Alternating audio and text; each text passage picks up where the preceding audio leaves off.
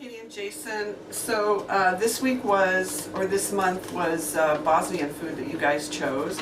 And I am actually excited to do this. This recipe sounds really delicious. We found a couple of really good recipes on a website called the Balkan Lunchbox.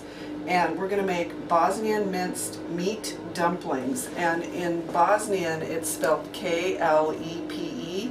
We're making a guess using our English derivation and calling it klepe. Anyway, so Bill's gonna get started with what he already pre-prepped for our dinner. This is called shopska. It's a very, very simple and basic salad that apparently the Bosnians enjoy. It's equal parts bell pepper, cucumber, and tomato, and onion, and oil and vinegar dressing. And that's it.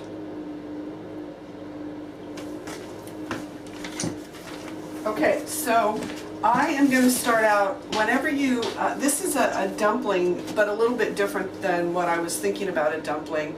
It feels to me like it's more of a pasta-filled thing, which I guess could be called a dumpling. But what I make a lot of pasta. I make a lot of my own pasta, which maybe we should have a pasta month. That might be, Bill and I have to think of what we want to do next month. So pasta is really very simple. It's not a difficult thing to do, and it fills your tummy really nicely. So what I did was, the recipe calls for a pound of flour, so I just used some regular Bob's Red Mill AP flour, and a half a teaspoon of salt. And then what they want you to do is take 15 ounces of lukewarm water, and you want to pour it in slowly and mix it. And what you're looking for is a specific kind of consistency. A little bit lighter, a little bit, maybe tiny bit waterier than bread dough. And then we're going to spend a lot of time kneading it. And the purpose for kneading it is to break down the gluten and make it sort of stretch more. And then once you do the kneading, and the longer you knead, kind of the softer and nicer it gets. And then once you're done kneading, then you're going to let it rest. You always let pasta dough rest after you've fiddled with it. And then we'll come back and we will go ahead and take the pasta dough and roll it out. So right now I'm just going to go ahead and finish the process, and we'll come back and I'll show you what it looks like. Okay, so we're sort of getting there. I'm starting to, it makes a difference with my hands being clean. Things aren't sticking to it.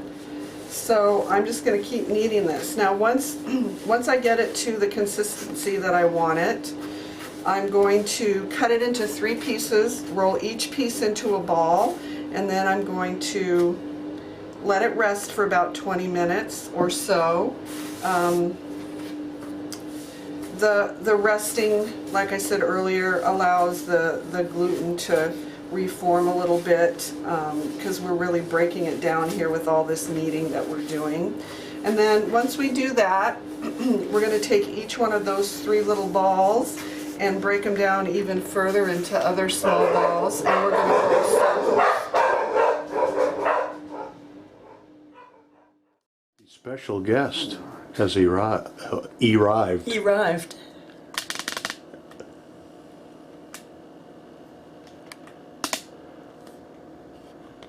So you heard the dogs in the last video. They were welcoming our guest chef.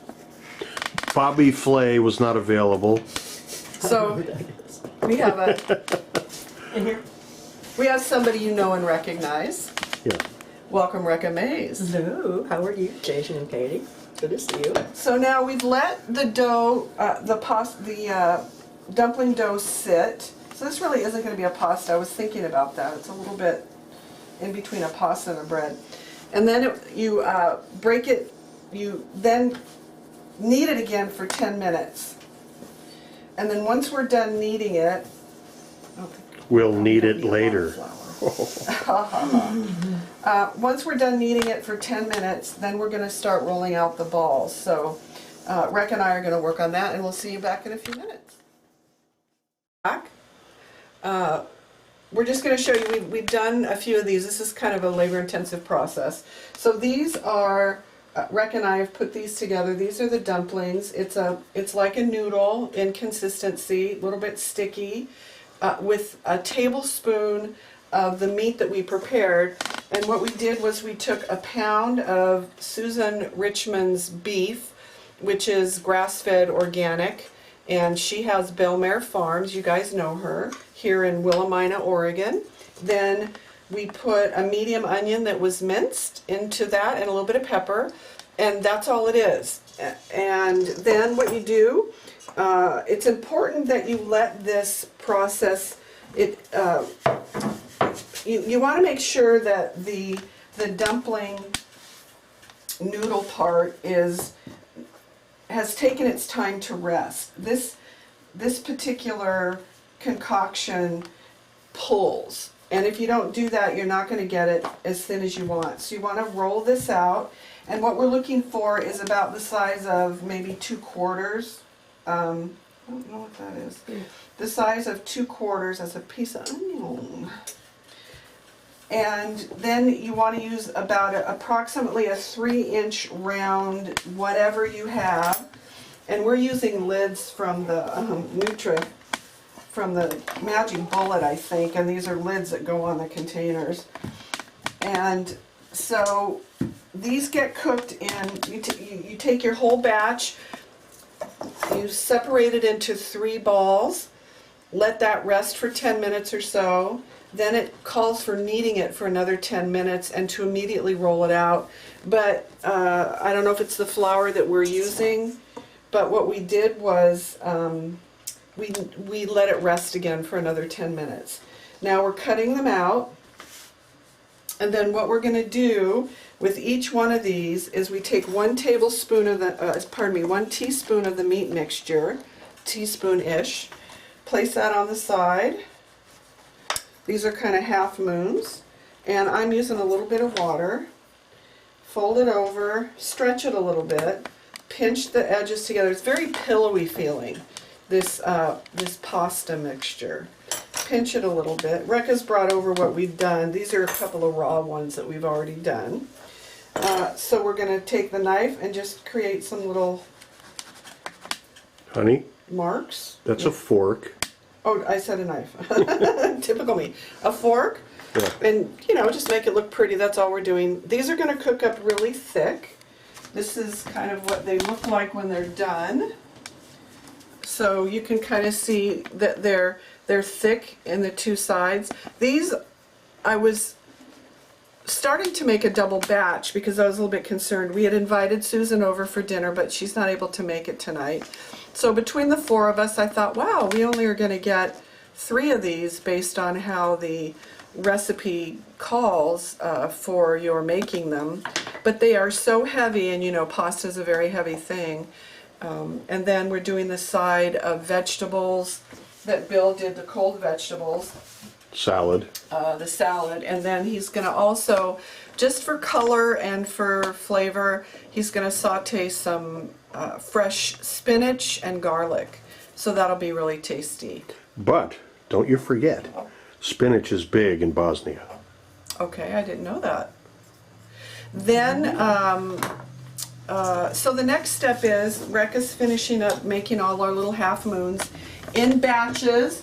You bring your water to a boil, you throw your dumplings in, let it come back to a boil, then you turn it down and you let it kind of simmer for 10 to 12 minutes. When that's done, you want to pull them out. I pulled them out and put them in a strainer and just let the water strain off of them. They're a little bit sticky at first, so we layered them. We're going to end up putting them all in here, but when they first come out, they're kind of sticky, and I didn't want them to stick together, so we're going to put them on some parchment paper. When that's done, then we have a sauce that comes with it. The sauce is 8 ounces of sour cream and 8 ounces of heavy cream. Once you get all of your dumplings made, you're going to pour the sour cream and the heavy cream mixture over the top. Then you're going to take 3 tablespoons of melted butter, a half a teaspoon of paprika, and 3 or 4 cloves of minced garlic. And you're going to mix that together and put that over the top of the dairy mixture.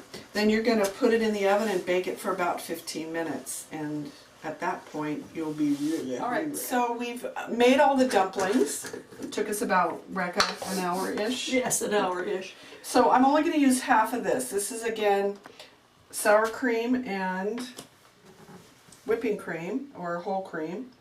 And just pour it on. It's going to melt quite a bit in the oven.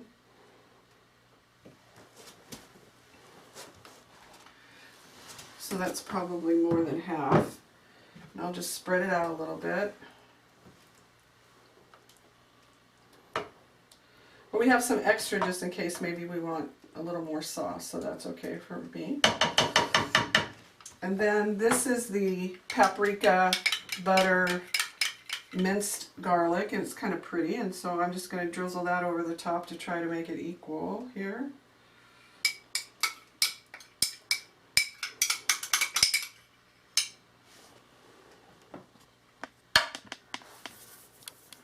Sometimes Bill and I are a little heavy-handed with sauces and things. We like flavors, and so occasionally I'll look at stuff like this and think, this isn't enough. And then I'll want to double up, and then I should have left it the way. So we're going to put some foil on it, we're going to stick it in the oven, and 15 minutes later we're all going to hopefully sit down and have a good meal. See you in a minute. Alright, we just took this out of the oven, and see if it's too hot. I can lift it up, and are you getting a good shot of that? It really smells good. It has a really nice aroma. I'm looking forward to trying it. So we're going to go ahead and plate it up and sit around the table, and Bill will give you his critique. But Bill's prepared. Yeah.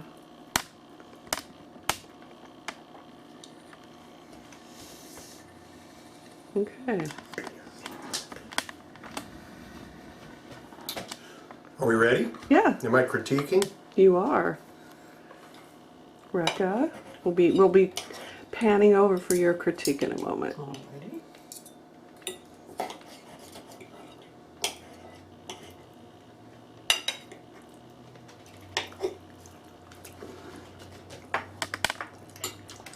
We don't usually do this and show the messy kitchen in the background, but Yeah, we moved the stuff off to the side so you can't really see it in the frame. Very Eastern European tasting, don't you think? These dumpling things? we're on you, Rekka. Very, very handmade and Eastern European tasting. And I took 4 of them, and I know that's going to be more than I need. Oh, really? Well, I'm a voracious eater, so they're just enough for me. So, yes, they're very tasty. good. They're not.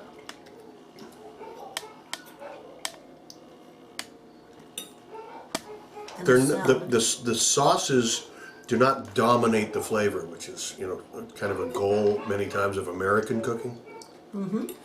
Yes, the filling and the pasta are stand out. And this is our salad that we introduced right at the beginning with grated feta cheese. Very tasty. Definitely dumplings. Yes.